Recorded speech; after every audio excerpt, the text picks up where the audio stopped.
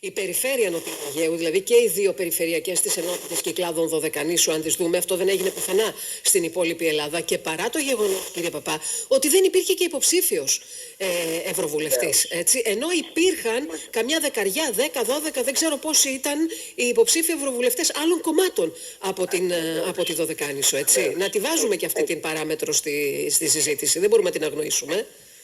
Έχετε δίκιο. Και ίσως και ήταν και ένα λάθος του κόμματός σας, του κυβερνητικού κόμματος, να μην έχει σε μια τέτοια περιφέρεια, πολυνησιακή εκλογική περιφέρεια, να μην έχει έναν εκπρόσωπο. Δεν συμμετέχει ο κόσμος, έχει πολλές πτυχές, θα έλεγα, και πολλές διαφορετικές εικόνες που μπορεί να το δεις αυτό το γεγονός και το αποτέλεσμα.